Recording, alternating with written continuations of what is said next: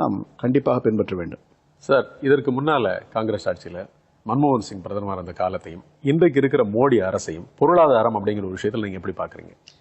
கண்டிப்பா இந்த அரசினுடைய சட்டத்திட்டங்கள் இந்த நாட்டினுடைய வளர்ச்சிக்கு பெருதுணையாக இருக்கிறது. இந்தியாவினுடைய இமேஜே மாறி போச்சு. பல நாடுகள் இந்தியாவை ஆக்கப்பூர்வமாக பார்க்கிறார்கள். இதுவே மிகப்பெரிய சக்தி. அவங்க எடுக்கக்கூடிய முடிவுகள், ஜிஎஸ்டியா இருக்கட்டும், அமுல்படுத்துதல சில தடைகள் இருந்துச்சு, அதை சரிப்படுத்தணும். அதே மாதிரி டிமானிட்டைசேஷனா இருக்கட்டும், மார்க்கெட் லிபரலைசேஷனா இருக்கட்டும், 100% ஃபாரின் டைரக்ட் இன்வெஸ்ட்மெண்ட் கொண்டு வரணுங்கிற எண்ணம் அவருக்கு கண்டிப்பா இருக்கு. அதனால தானே வளைகுடா பகுதியிலேயே பாத்தீங்கன்னா கிட்டத்தட்ட எல்லா நாடுகளையும் விசிட் பண்ணிருக்காரு. நீங்க சொல்றீங்க எல்லா நாடுகளுக்கும் அவர் பயணப்பட்டிருக்காரு. இத்தனை நாடுகள்ல இருந்து அவரால் இன்வெஸ்ட்மெண்ட் இந்தியாவுக்கு கொண்டு வந்திருக்காருன்னு நீங்க நினைக்கிறீங்களா? கண்டிப்பா.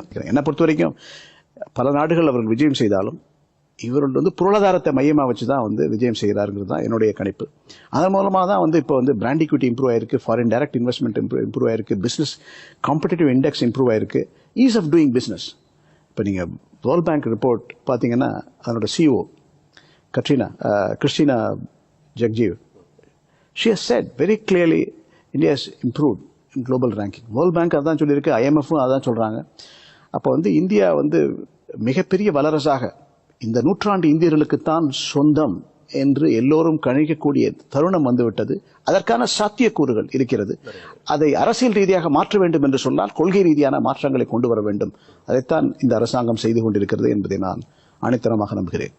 தமிழ்நாட்டில் பிறந்து உலகத்தினுடைய ஒரு மிகப்பெரிய வங்கி, கத்தார் நாட்டில் ஒரு வங்கிக்கு நீங்க ஒரு மிகப்பெரிய பதவியில் இருக்கீங்க.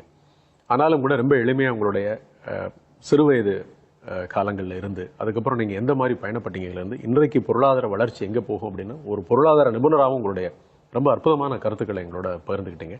இன்றைய நிகழ்ச்சியில் கலந்துக்கிட்டதுக்கு மிக்க நன்றி சார். வாய்ப்பளித்தமைக்கு மிக்க நன்றி.